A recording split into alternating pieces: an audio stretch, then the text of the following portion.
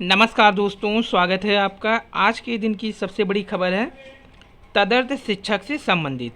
तो breaking news ये है कि वर्ष 2000 के बाद मैनेजमेंट द्वारा तदर्थ शिक्षकों को आज सुप्रीम कोर्ट ने दिखा दिया है बाहर का रास्ता, और 2022 तक भरने होंगे सभी टीजीटी पीजीटी के पद।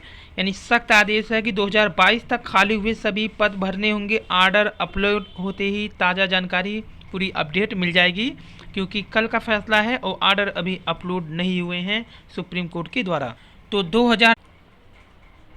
तो ये आज की सबसे बड़ी खबर है कि 2000 के बाद जितने भी मैनेजमेंट कोटे से भरे गए हैं तदर्थ शिक्षक होंगे, उन्हें कोर्ट ने हटा करके अब उस पर वैकेंसी निकालने के लिए सख्त आदेश दे दिया है गवर्नमेंट को। तो ये जो टोटल पोस्ट है बता रहे हैं 69,022 पोस्ट हैं टीजीटी और पीजीटी के, जिसको भरना 2022 तक तय है गवर्नमेंट के द्वारा।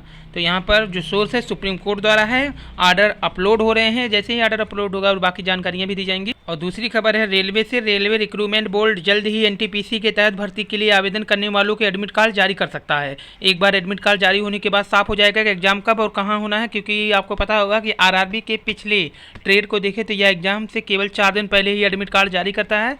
जैसा कि एनटीपीसी में हलचल तेज है, जल्द ही एडमिट कार्ड जारी हो जाएगी और अब ज़्यादा समय भी नहीं बचा, इसलिए कैंडिडेट को अपने एग्जाम की तैयारी लगातार करते रहना चाहिए।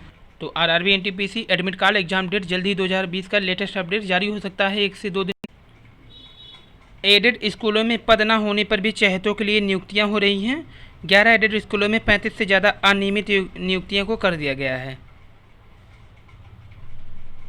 और नीट जेई पर विपक्ष की घेराबंदी। परीक्षा स्थगित कराने के लिए 7 राज्यों के मुख्यमंत्री सुप्रीम कोर्ट जाने की तैयारी, क्योंकि सुप्रीम कोर्ट ने पहले भी कह चुका है कि हम अभ्यर्थियों के भविष्य के साथ खिलवाड़ नहीं कर सकते, पेपर ओके रहेगा।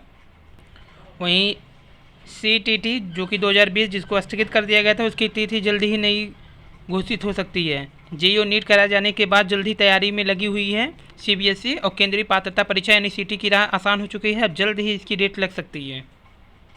और 27 लाख अभ्यर्थी 1.25 साल से कर रहे हैं इंतजार रेलवे की। आरआरसी ने लिया आवेदन, परीक्षा कराएगा आरआरबी।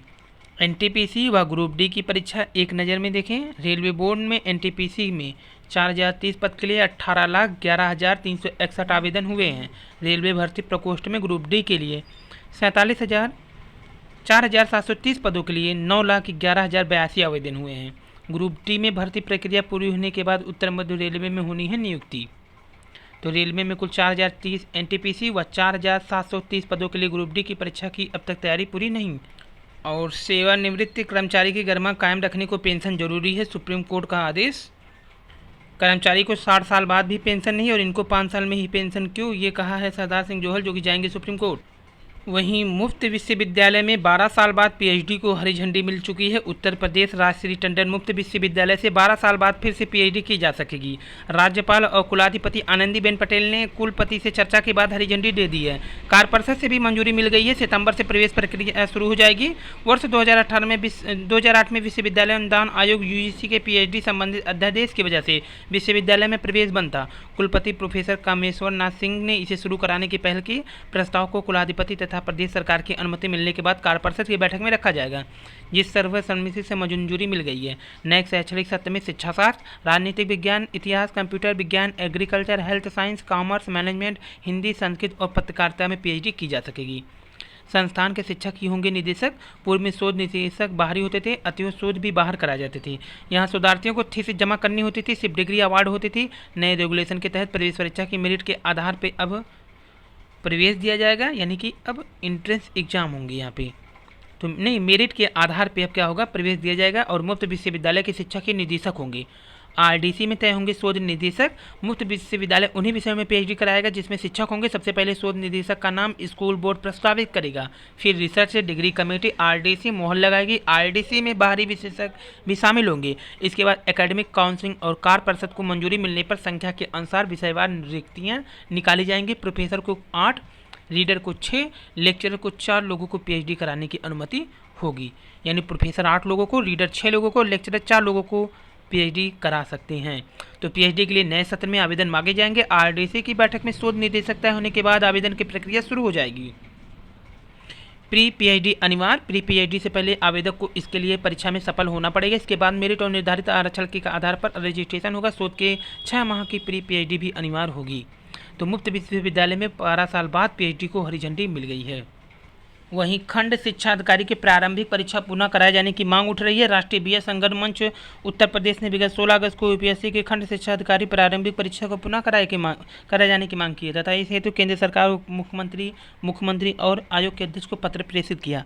मंडलायुक्त जिलाधिकारी बरेली को ज्ञापन भी दिया। मंच के प्रदेश संरक्षक सौरभ जैन ने बताया कि इस परीक्षा से पूर्वी प्रशासन को मंच ने आगाह किया था कि कोरोना व मात्र 18 जिलों में परीक्षा कराए जाने से सार्वजनिक यातायात के साधन, ट्रेन आदि बंद होने से अभ्यर्थी परीक्षा देने के लिए तैयार नहीं है, किंतु फिर भी परीक्षा हुई, जिससे कोरोना व डर तमाम अव्यवस्था के कारण 56% अभ्यर्थियों ने परीक्षा छोड़ दिया।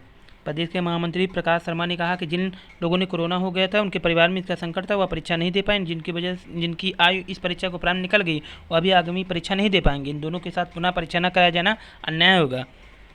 तो यहाँ पे पुनः परीक्षा कराए जाने के लिए खंड शिक्षा अधिकारियों ने सभी को पत्र लिख दिया है। वहीं ओपन बुक, सैकड़ों परीक्षार्थियों ने भेजा ईमेल। ऑनलाइन ओपन बुक परीक्षा, तो क्या है ओपन बुक के लिए, इसको जानते हैं। ओपन बुक एग्ज़ाम यानी स्टूडेंट अपने किताब नोट साथ रखकर परीक्षा दे सकते हैं। सवाल सॉल्व करने के लिए इनकी मदद ले सकते हैं। ऑनलाइन ओपन बुक एग्ज़ाम में स्टूडेंट अपने घर से ही क्वेश्चन पेपर डाउनलोड करेंगे, अपने सीट पर सारे प्रश्नों का जवाब लिखेंगे। यही है ओपन बुक एग्ज़ाम, जिसे इलाहाबाद केंद्रीय विश्वविद्यालय की अंतिम वर्ष सेमेस्टर परीक्षा अब ओपन बुक एग्जाम 8वां असाइनमेंट के आधार पर कराए जाने की मांग उठने लगी है। वहीं कुलपति प्रोफेसर आर तिवारी और प्रचनियंत्रक रमेंद्र कुमार सिंह ने कई अभ्यर्थियों ने ईमेल भेजा है। इसके लिए छात्रों ने अभियान भी छोड़ दिया है। तो ये थी आज की न्यूज़। लाइक सब्सक्राइब शेयर कीजिए। धन्यवाद, थैंक यू।